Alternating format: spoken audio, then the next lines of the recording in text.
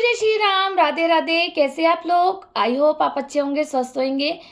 आप लोग मुझे सुन रहे हैं, अपना कीमती समय दे रहे हैं, इसके लिए थैंक यू। और जो मेरे नए व्यूअर्स जुड़े वो मुझे इंस्टाग्राम पे, फेसबुक पर और यूट्यूब पर ईशा बेरी के नाम पर मुझे फॉलो कर सकते हैं और मेरी ज़िंदगी का सच सुन सकते हैं। वो मेरी ज़िंदगी का सच वो सिर्फ मेरा ही है। जो इंटरेस्टेड है वो सुन सकता है, जो इंटरेस्टेड नहीं है वो शेयर करे। हो सकता है कि मेरी ज़िंदगी का सच आपसे कहीं ना कहीं मैच खाता हो और आप सतर्क हो जाएं और लोगों को अलर्ट करें। आपने वन पार्ट 147 मेरा क्या कसूर में सुना होगा कि मेरी सास का चरित्र कैसा रहा है। और ये लड़ाई खाली सास बहू की नहीं, ये पैतृक लड़ाई चलती आ रही है जवानी से, क्योंकि ये हमारे पिताजी से, हमारे यानी पापा स्वर्गीय अशोक कुमार अरोड़ा जी से बड़ा प्यार करती थी, क्योंकि ये एक ही साथ निगरानी में रहते थे, ट्यूशन आना और ये सब, ठीक है। और उसके बाद इन्होंने शादी से पहले जम्मू जाकर 1 महीने तक स्वर्गीय विनोद कुमार बेरी जी के साथ रंगरलिया बनाई थी, जिसके कारण इनको शादी करनी पड़ी। और शादी धूमधाम से भी नहीं थी, एज ए रिलेशन। चलिए अब उसके आगे मैं बताती हूँ। जिन्होंने मेरी वीडियो में 147 पार्ट नहीं सुना है वो पहले सुन लें, फिर उसके आगे की कहानी आपको सच समझ आएगी। आज मैं और सच रखना चाह रही हूँ आपके बीच में कि पैतृक लड़ाई कैसे और क्या क्या हमें भुगतान करना पड़ रहा है, हम पीढ़ियों को, सिर्फ एक जलन और बदला लेने के चक्कर में ये हमारे पूरे परिवार को जान से मारना चाहती है। सही कहा ना रूमा बेरी जी? और ये वो जान से मारना चाहती है कि मैं ना तो ये कोई हथियार यूज करेगी, ना ये सामने आएगी, चाल ये खुद चलेगी। हाथी घोड़ा शतरंज के कोई और होते हैं। ये खाली मेरे पीछे नहीं, ये मेरे पूरे परिवार के पीछे है। तांत्रिकों के द्वारा ये बीमार करवाती है। और अब आप ये कहोगे ये तंत्र मंत्र कुछ नहीं होता, कुछ लोग बोलते हैं, लेकिन आपके पास अगर सच में गुरु हैं, कोई अघोरी नागा सिद्ध पुरुष हो, तो आप उनसे हम लोगों के बारे में पता करा सकते हैं कि ये किस तरह से हम पूरे परिवार को खा कर लिपटना चाहती है। अजगर है ना, तभी तो इनके बच्चे सांप की तरह पैदा हुए हैं सारे। आपको मैं ये बताना चाह रही थी कि और आगे का सच, उसमें मैंने आपको 147 में मैंने ये बता दिया था कि मेरी सास की लड़ाई पैतृक है और इसीलिए सब कुछ हड़पना चाहती है। मेरे पापा को बहुत प्यार करती थी, चाहती थी। मेरे पापा और इसका रिलेशन नहीं था आपस में, कोई रिलेशन नहीं था, क्योंकि हमारे पापा एक प्रतिष्ठित व्यक्ति स्वर्गीय किशनदास काका जी के बेटे रहे हैं और आज्ञाकारी रहे हैं। चाहे उनको एक सौतेली माँ मिली है शांति अरोड़ा जी, लेकिन उन्होंने भी भले ही सख्ती से पाला है, लेकिन एक नियम कायदे से पाला है, जो इनके सारे बच्चे एक डिसिप्लिन में और अच्छे निकले हैं।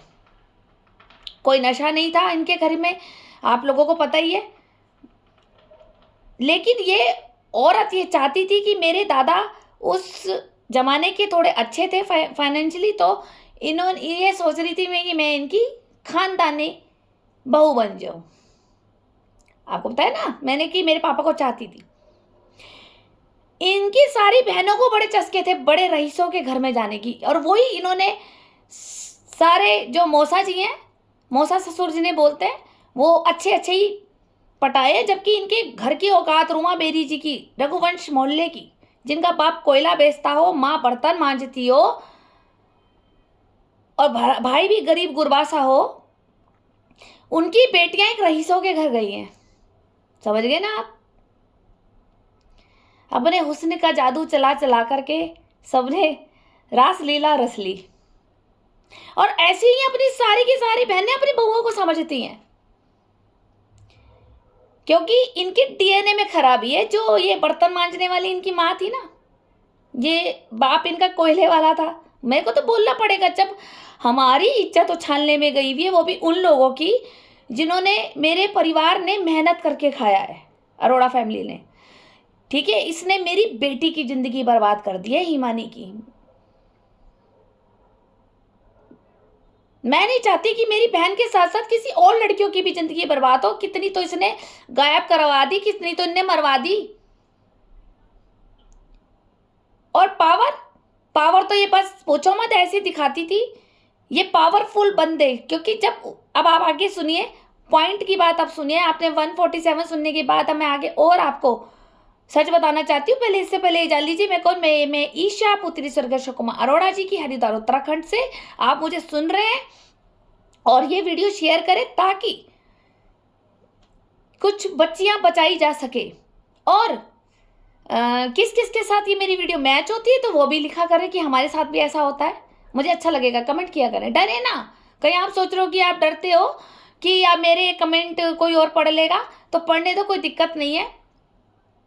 सच बोलने में क्या डर, क्योंकि मेरी सास तो झूठ की कठपुतली है। जो इसके कहने पे नहीं चलता, जो ये हर किसी को अपनी कठपुतली बनाना चाहती है, और जो इसके कहने पे नहीं चलता तो ये सबका घर बर्बाद करती है। अपनी बहनों का कर दिया, और तो और अपने जीजाओं को नहीं छोड़ा इसने शारीरिक संबंध बनाने में। सबके पतियों के साथ थी ये, मुझे सब पता था। सबके सारे पति इनने बर्बाद करे ताकि इनकी बहन रूमा बेरी के साथ उनके पति को देख ले बंद कमरे में और कुछ हरकतें करते हुए। तो उसके बीच में क्या होगा, उसकी बहन और उनके पति में आपस में लड़ाई होगी और घर बर्बाद हो गया। हींग लगी ना फिटकरी, रंग भी चोखा आए। जीजा जी के साथ में सो गई और बहन भी खूब सताए। इसके ये कांड रहे हैं। ऐसी ही ये अपनी जेठानियों के भी साथ करती थी, क्योंकि इस औरत को सिर्फ पैसा मतलब था। और ये मैं नहीं, मेरे ससुर बता के गए हैं, विनोद बेरी जी, ठीक है। और बाकी फिर उसके बाद मैंने जब छानबीन करी तो मुझे बहुत कुछ पता लगा इसके बारे में, कि ये किसी की सगी नहीं थी, सिर्फ ये नोट की है। पैसा पैसा पैसा कैसा पैसा, पैसा किसका साथी है, आती है जिस हाथ से दौलत उसी हाथ से जाती है। सही कहा ना, पैसा किसी के पास नहीं टिकता, लेकिन अगर पुश्तैनी पैसा हो, ईमानदार का पैसा हो, तो उसके साथ पुश्तैनियाँ खाती है। ईमानदारी का पैसा हो तो ये औरत पैसे वाले लोगों को फंसाती थी।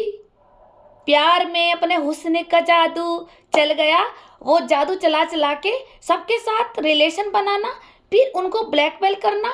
अब देखो, पुरुष तो बहुत जल्दी डर जाता है, क्योंकि पुरुष तो कहते हैं कि अगर भैया मेरे को, अगर मुझे ब्लैकमेल करेगी तो मेरी बीवी से तलाक हो गया तो पहले तो मैं उसका भी भुगतान करूंगा, बदनाम अलग हो जाऊंगा, बच्चों के सामने जूते और पड़ेंगे मुझे, कि बच्चे भी इज्जत नहीं करेंगे। तो इस तरह से ये कहीं पुरुषों को अपना आशिक बनाकर उनकी कमजोर नब्ज दबा करके फिर उनको ब्लैकमेल करके उनसे पैसा लेती थी। जिसमें हमारे अंकल जी थे, मुझे नाम नहीं पता, लेकिन मेरे ससुर ने बताया था, कोई पूनम भगत आंटी जी हैं जिनके पति इन्होंने कब्जे में ले रखे थे रूमा बेरी जी से, और उनसे बहुत माल उठाए इन्होंने, क्योंकि वो थोड़े से माफिया टाइप के भी थे। उन लोगों का नाम लेके डराती भी थी, मैं मरवा दूंगी, मैं ये कर दूंगी, मैं वो कर दूंगी। तो लोग डर जाते थे कि नहीं नहीं यार, इसके तो चक्कर। और एक कोई नाजिम अंकल है, नाजिम अंकल का भी इसने मुझे बहुत धमकी दी थी। नाजिम अंकल मैं नहीं जानती कौन है, कि वो जेल काट के आए, इस तरह से मुझे डराती थी कि मैं बहुत डर जाऊँ। मैं नाजिम अंकल से भी मिलना चाहती हूँ, अगर मिले तो आराम से चाय वाय पियेंगे भाई। मुझे भी सिक्योरिटी सबसे ज़्यादा चाहिए, ये तो रूमा बेरी मुझे मरवा देगी। कोई नाजिम अंकल मुझे बता दो भैया, मेरे साथ सिक्योरिटी में बन जाओ। मुझे आपसे 1 रुपया भी नहीं लेना, ये तो औरत आपसे पैसे लेती होगी, मैं नहीं लूँगी, मुझे सिक्योरिटी चाहिए।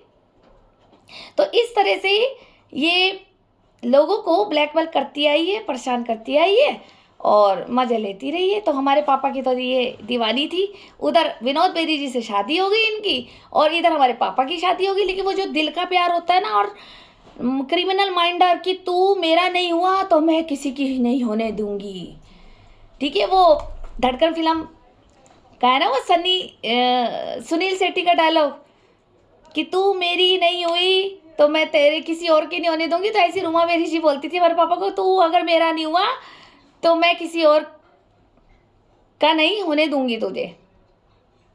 बस वही चलता रहा फिर। तो तुझे ना देखूं तो चैन मुझे आता नहीं है, तेरे सिवा कोई और मुझे भाता नहीं है। शादी तो इन्होंने विनोद बेरी जी के साथ कर ली थी, पर दिल में तो प्यार हमारे पापा स्वर्ग के अशोक कुमार अरोड़ा जी के लिए तरस रहा था। फिर इन्होंने किराए के मकान पे धक्के खाए। जब जब नाजायज शादी करी इन्होंने, तो फिर कहाँ फैमिली इतना सपोर्ट करती है। ठीक है, डैडी को सपोर्ट करा उनके भाइयों ने, उनकी बहनों ने, लेकिन जब ऐसी भाभी घर में आ जाए जो पति के साथ भी वफादार ना हो, और जो और भी अपने जीजा के साथ तो लगी लगी, और तो और अपने पति के और भाइयों के साथ भी लगी हुई थी। इस तरह से इनकी कहानी एक नहीं 100 चूहे खा के बिल्ली हज को चली, क्योंकि पैसे की लालची थी, सबके साथ रिलेशन बनाना, कौन पैसे वाला है, कौन कमजोर आदमी है, कौन माफिया है। इस तरह से इस औरत ने सबको कब्जे में लिया, अपने हुस्न का जादू दिखाया, उनसे पैसे लिए, उनको ब्लैकमेल करा और अपना लाभ उठाया। और जबकि मजे की बात देखो, पैसा इतना कमाने के बाद भी अपने बच्चों को लायक नहीं बना सकी, तीनों लायक नहीं है इसके। अब हमारी ननन जी बोलेंगी सहारनपुर से, भैया जब बेरी इतने बुरे हैं तो छोड़ के चली जाए ना। ये हमारी ननंद है बड़ी, माँ सम्मान, अंजुल दीदी। जब मैं पहली बार इनसे मिली मुझे बहुत अच्छी लगी थी। ये बलराज बेरी जी की, जो बलराज बेरी जी हमारे ताया ससुर हैं सबसे बड़े, उनकी बड़ी बेटी है ये। फिर इनके फोन आ जाते हैं कि जब बेरी खराब है तो छोड़ के चली जा। अरे छोड़ते तो नहीं है हम, यही तो खून है हमारी रगों में अरोड़ाओं का, एक के बन के रहे। चाहे जूते खाओ, चाहे गाली खाओ, कुछ भी खाओ। जब हमारी बुआओं ने गुजारे करे हैं, बहुत कष्ट झेला है उन्होंने भी ससुराल में, तो हमारा डीएनए इतना गंदा नहीं है कि एक हो दो। हमारी तो एक बुआ बड़ी वाली विधवा हो गई थी, तो भी वो विधवा ही रही, उनने दूसरी शादी नहीं करी, जबकि घर वालों ने बहुत बोला। ठीक है, किसी के पति बेवड़ा है, किसी का बहुत तेज है, किसी के सास बहुत खतरनाक थी, हमारी बुआओं ने तो गुजारे करे, क्योंकि संस्कार है ना अरोड़ा फैमिली के। संस्कार है हमारी शांति देवी अरोड़ा जी, हमारी दादी जी के, हमारे दादाजी के, किशनदास काका जी के, हमारे पिताजी के, हमारे संस्कार है, हमारी रगों में वो खून है। गद्दारों का खून नहीं है हमारा। जिसके साथ फेरे लिए उसी के बन के रहे, चाहे वो हमें प्यार ना करे, चाहे हमारे को मानसिक संतुलन बिगाड़ दे, चाहे हमारे साथ कुछ भी कर दे। आपको आज जवाब मिल गया होगा। हमारी प्यारी ननंद जी जवान बड़े ही खुलवाते हैं। आप मुझसे बहुत बड़ी हैं, माँ समान है, लेकिन आप शुरू में मुझसे बहुत प्यार से बात करती थी, आपने प्यार से बेटा बेटा बात करी, हमने आपको बहुत इज्जत दी। लेकिन जब आपने मेरे से बदतमीजी शुरू कर दी फोन में कि बेरियों को छोड़ती क्यों नहीं, क्या ये खेल समझ रखा है क्या, गुड्डा गुड़ियों का छोड़ रखा है? और जिस दिन छोड़ूंगी तो फिर पूरे थाने और कचहरी और पूरे फिर कानून में लपेट के छोड़ूंगी ना। ऐसे क्यों छोड़ूंगी? कोई भाग कर तो आई नहीं हूँ सचिन बेरी के साथ, और सचिन बेरी के साथ तो मैंने 1 रुपया नहीं खाया सास का, बल्कि हमारे बाप का और हमारा सबको डकार गए सारे बेरी। बेटियों को वंचित कर दिया, माँ को ड्रग्स दे के मार दिया। तो अपना और मेरा मिलाप मत जोड़ना। मैं आपका सम्मान बहुत करती हूँ और ये सम्मान बना रहे, ये कोशिश अब आपने करनी है। मैं आप सबकी बहुत सम्मान करती थी। मेरा पति कहता रहा कि ये कमीने हैं, ये लोग, ये गंदे हैं, हमारी माँ भी नहीं जाती थी, तू क्यों जाती है, क्यों उनसे बोलती है, तू क्यों इनके पैर छूती है, हमारी माँ ने तो नहीं छुए इनके ताइयों के, तू ज़्यादा अपने ही रिश्तेदार जोड़ रही है, ये ऐसा है, ये वैसा है। मेरे को जब मेरी शादी हुई मेरे तो पति ने मुझे बताया, लेकिन जब धीरे धीरे मुझे पता चला कि मेरे पति के अंदर भी वो कुछ ना कुछ डीएनए है बुराइयां करने का। जैसे रूमा बेरी के अंदर बुराई करने का है, ऐसी मेरे पति में, ऐसे मेरे जेठों में, राहुल बेरी जी में और गौरव बेरी जी में। बुराइयां करवा लो इनको पूरे परिवार की। मैं नई लड़की आई हूं, मुझे तुम मेरे को मिसगाइड कर रहे हो, मेरे कान भर रहे हो, मेरे मन में नफरत भर रहे हो और ताइयों के लिए। लेकिन मैंने किसी की सुनी नहीं, मैंने जाना चालू करा शांता ताई जी के घर में। जब तरुण बेरी जी बीमार हुए मेरे जेठ में, तब भी गई। ये हमारे कभी दुख सुख में नहीं आएंगे हमें पूछने, लेकिन हम इनके में जाते थे। क्यों? क्योंकि मुझे जानना भी था कि कौन सही है कौन गलत है। दूसरा, मुझे प्यार भी तो लेना था। जब मुझे अपनी माँ से प्यार नहीं मिला था, मैंने सोचा कि चलो मेरी सास प्यार नहीं दे रही है तो ये लोग देंगे। यार प्यार तो इनके घर में है ही नहीं, इनके घर में प्यार नहीं है।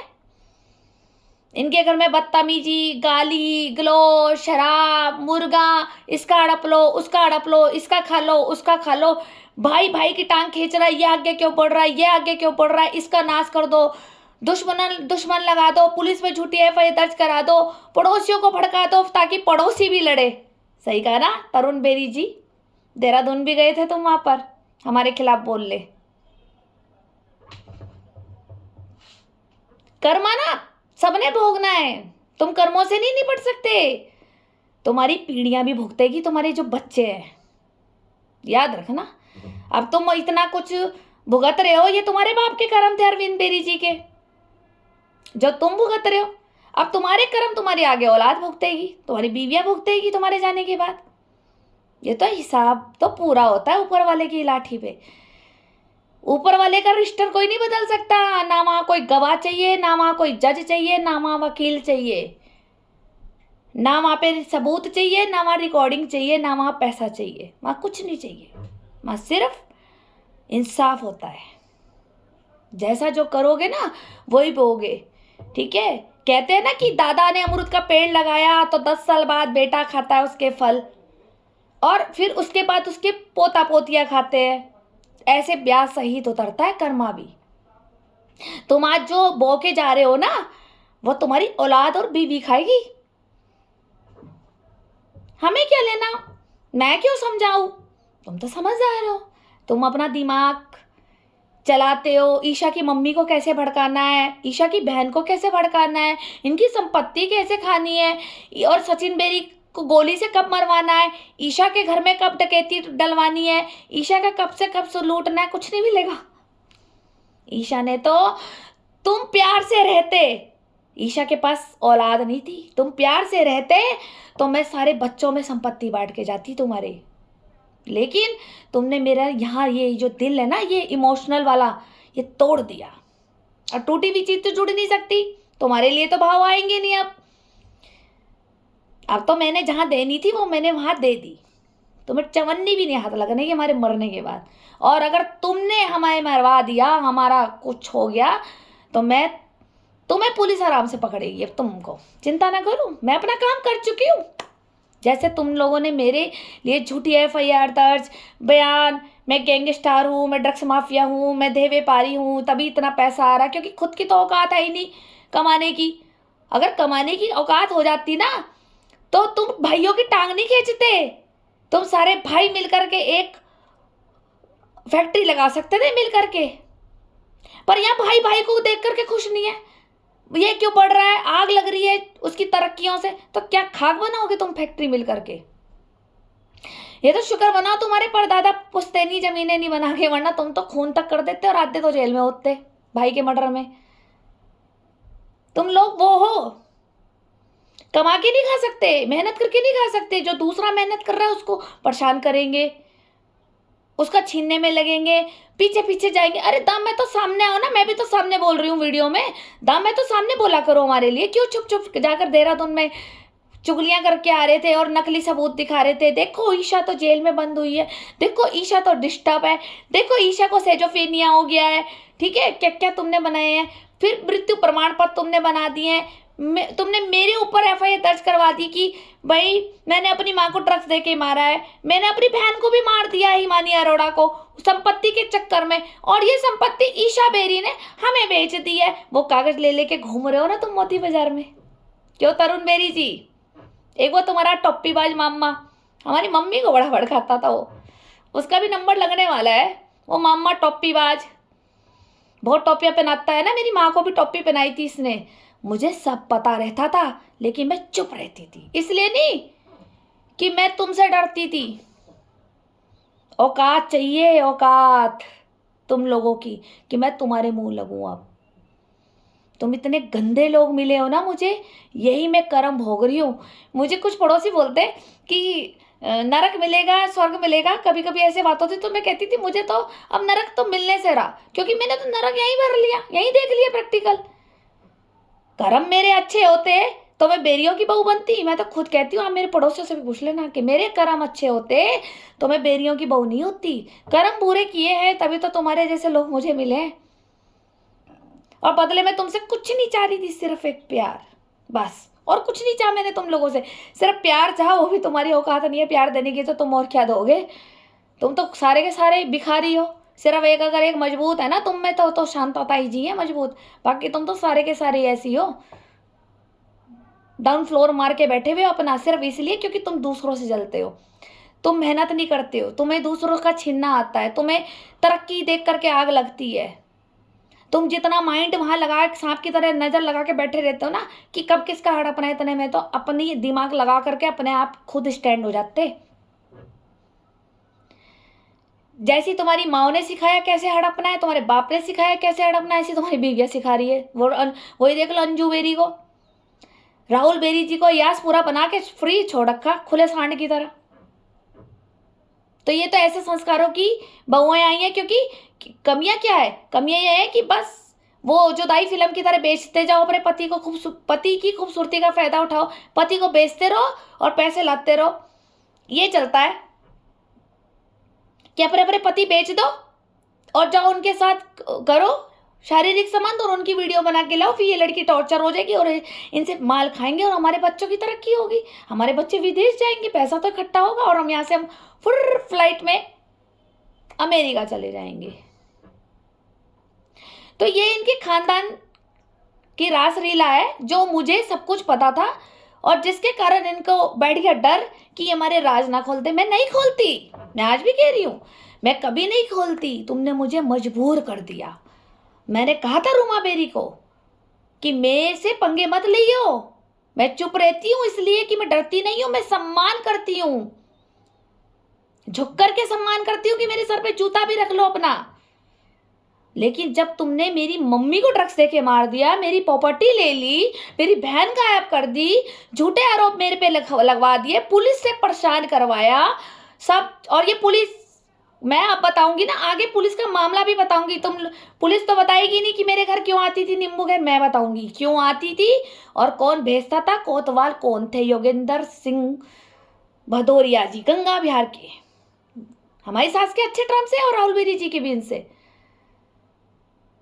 अभी ये चैप्टर स्पेशल खोला जाएगा पुलिस का कि जो मेरे को ये बहुत टॉर्चर करवाया इन्होंने पुलिस से मुझे। तो ये इस तरह से मैं आपको बताई थी ना कि मेरे पापा की शादी हो गई इधर और इधर रूमा बेरी जी की होगी, तो इसने बदला लेना चाहा और ये किराए के मकान पे छोटे जोग्गीवाड़े में आ गई।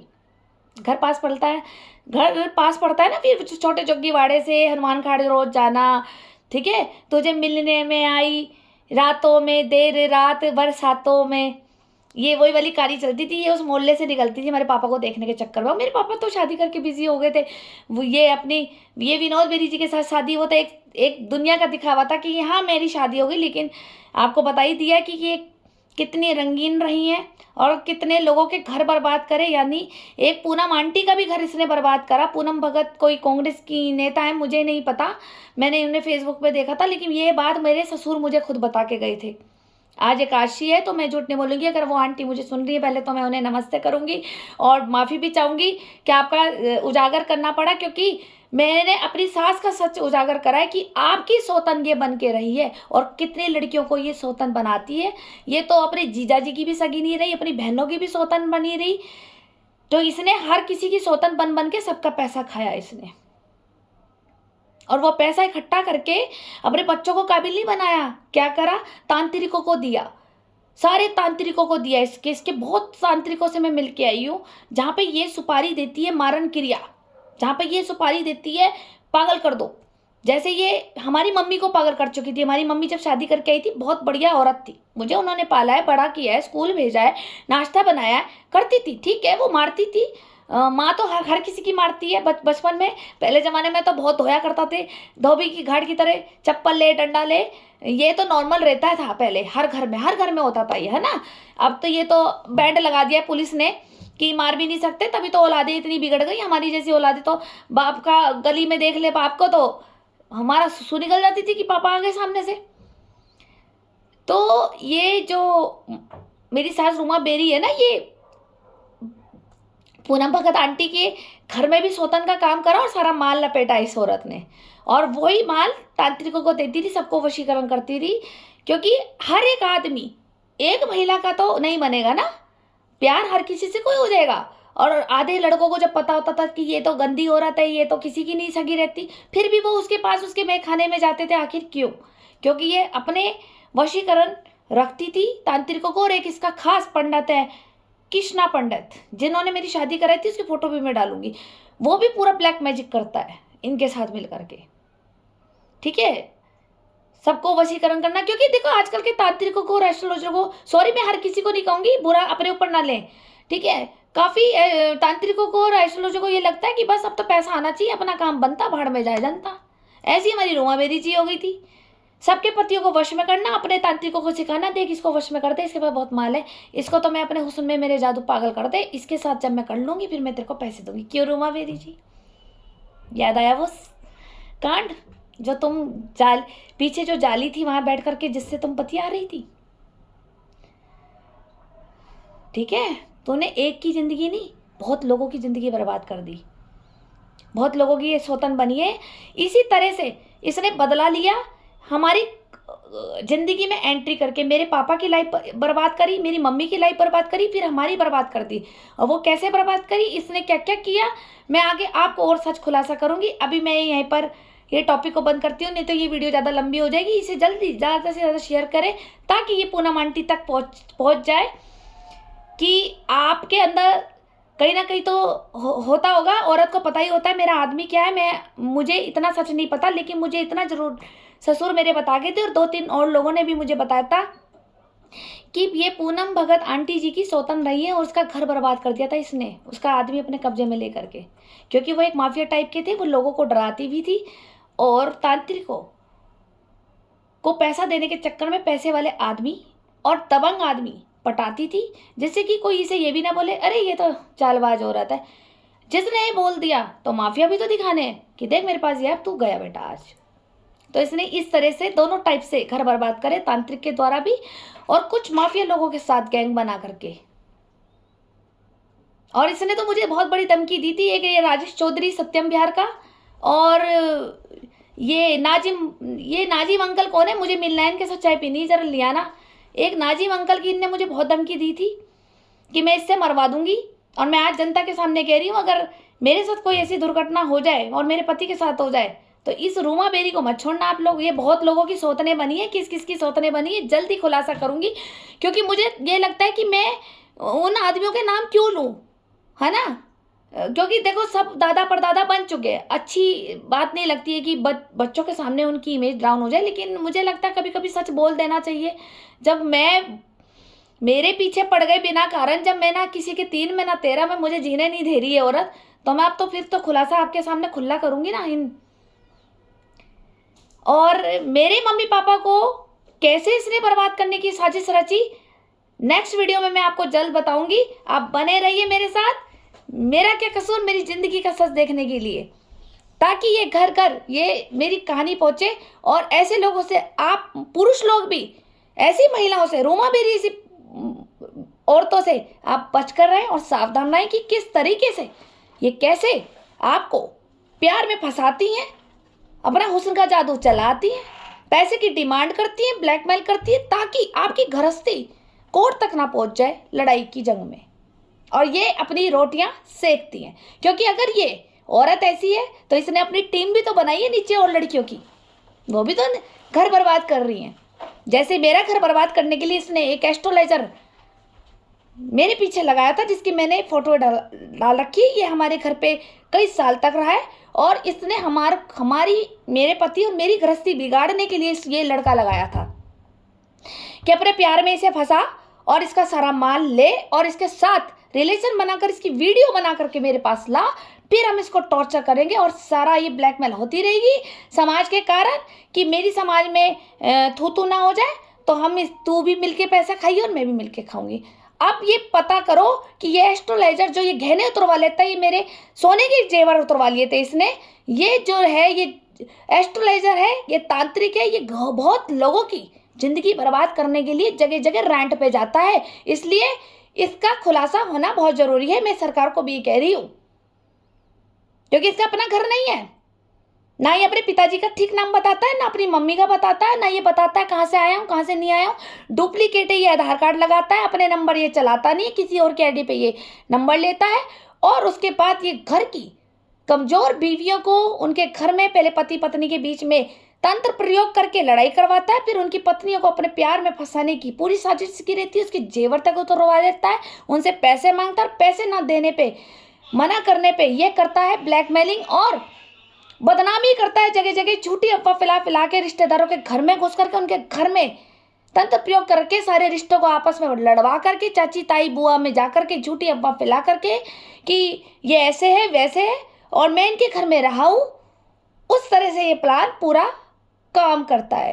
तो बचिए ऐसे एस्ट्रोलॉजर से जो एस्ट्रोलॉजर की आड़ में ये करते हैं तंत्र का प्रयोग और घर उजाड़ते हैं, घर की बेटियों को वशीकरण करके, उच्चाटन करके, घर से बाहर करके उनको गलत राह पे चलाने के लिए ये पूरा काम करते हैं। क्योंकि इनका राज मेरे हाथ लग चुका था और कहीं ना कहीं ये मुझसे डर गए थे कि मैं पुलिस को ना बता दूं, तो इन्होंने ये साजिश करी कि इसे जगह जगह कोने कोने बदनाम कर दो मिल करके, जिसमें कि मैं इस तांत्रिक को, इसके बच्चों को मैं अपने बच्चे समझ चुकी थी और मैंने अपनी सारी संपत्ति इसके नाम लिख देनी थी। और मैंने सब कुछ ये सुन लो कि हमारा ये जीवन मृत्यु तक का खेल था। लेकिन इसने हमारे साथ, जब इसकी चोरी पकड़ी गई मेरे नजरों के सामने, मैंने इसको जिंदगी से आमने सामने से तो रिमूव कर दिया। लेकिन आप सतर्क रहें, ये जगह जगह बहू बेटियों के साथ ऐसी ही करता है, क्योंकि ये रूमा बेरी की टीम का बंदा है। और कहीं ना कहीं दीप तिवारी का भी इन्वॉल्वमेंट है इस एस्ट्रोलॉजर के साथ, गंगा बिहार का दीप तिवारी। चलिए फिर नेक्स्ट वीडियो में मिलते हैं जल्दी। धन्यवाद।